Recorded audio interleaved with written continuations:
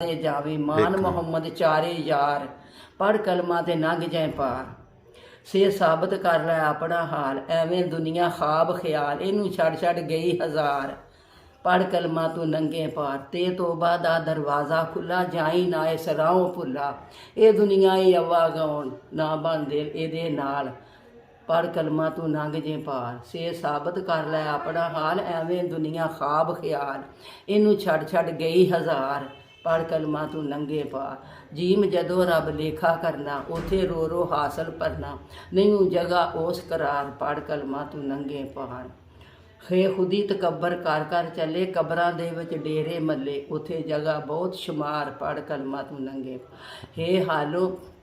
ਹੇ ਦਾਲ ਦੌਲਤ ਪੱਲੇ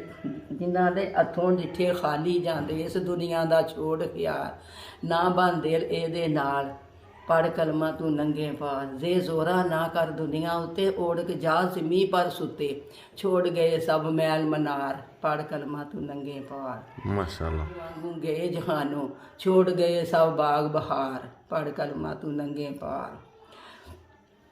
ਫੇ ਫਜ਼ਰਤੀ ਹੋਇਆ ਛਟਕਾਰਾ ਅਦਲੋਂ ਕੰਬੇ ਆਲਮ ਸਾਰਾ ਦਰ ਦੋਜ਼ਖ ਦੇ ਰੋਣ ਪਹਾੜ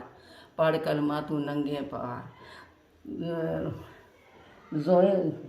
ਬਗੈਰ ਗਰੂਰੀ ਦੇ ਵਿੱਚ ਰਹੀਏ ਜੋ ਕੋਈ ਕਵੇ ਸਿਰ ਪਰ ਸਹੀਏ ਡਾਢੇ ਨਾਲ ਕਿਆ ਗਫਤਾਰ ਪੜ ਕਲਮਾਂ ਤੂੰ ਨੰਗੇ ਪਾਰ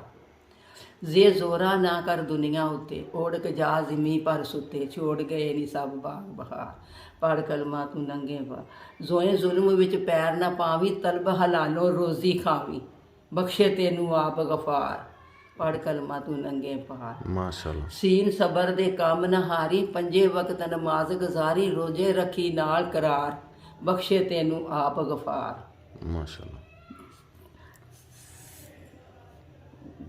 ਚਲੋ ਬਸ ਕੋਈ ਸਹੀ ਨਹੀਂ ਪਿਆ ਚਲੋ ਕੋਈ ਨਹੀਂ ਬਸ ਮਾਸ਼ਾਅੱਲਾ ਅੱਲਾਹ ਪਾਕ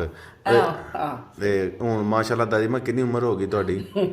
ਪਤਾ ਨਹੀਂ ਹੁਣ 80 ਹੋਈ 80 ਤਾਂ ਬਹੁਤ ਹੀ ਹੋ ਗਈ ਜੇ ਤੇ ਜਦੋਂ ਪਾਕਿਸਤਾਨ ਬਣਿਆ ਸੀ ਉਦੋਂ ਕਿੰਨੇ ਸਾਲ ਦੇ ਸੋ ਉਦੋਂ ਮੈਂ ਹੈਗਾ ਸੋ ਤੋਂ 7-8 ਸਾਲਾਂ ਦੀ 8 ਸਾਲ ਦੇ ਸੋ ਜੀ ਇਹਨੇ ਕਿਦੀ ਉਮਰ ਦੀ ਆ ਮਾਸ਼ਾਅੱਲਾ ਜਦੋਂ ਮੈਂ ਅੱਜ ਕਰਕੇ ਆਈ ਆ ਨਾ ਜੀ ਉਦੋਂ ਮੇਰੇ ਭਣੂਜੇ ਨੇ ਆਖਿਆ ਸੀ ਬਈ ਤੂੰ 50 ਸਾਲਾਂ ਦੀ ਹੋਈ ਹੈ ਅੱਜ ਕਰਕੇ 87 ਚ ਜਦੋਂ ਮੈਂ ਪੈਦਾ ਹੋਇਆ ਵਾਂ ਉਦੋਂ ਤੁਸੀਂ ਅੱਜ ਕਰਕੇ ਆਏ ਉਹ ਹੋ ਮੈਂ ਅੱਜ ਕਰਕੇ ਆਈ 87 ਉਦੋਂ ਉਹਨੇ ਮੈਨੂੰ ਆਖਿਆ ਤੂੰ 50 ਸਾਲਾਂ ਦੀ ਹੋ ਗਈ ਹੈ ਜੀ ਯਾਨੀ ਕਿ ਤੁਸੀਂ ਹੁਣ ਹੋ ਗਏ 85 ਸਾਲ ਦਾ ਮਾਸ਼ਾਅੱਲਾ ਤੇ ਮਾਸ਼ਾਅੱਲਾ ਅੱਲਾਹ ਤਾਲਾ ਤੁਹਾਨੂੰ ਤੰਦਰੁਸਤੀ ਦੇ ਸਿਹਤ ਦੇ ਆਮੀਨ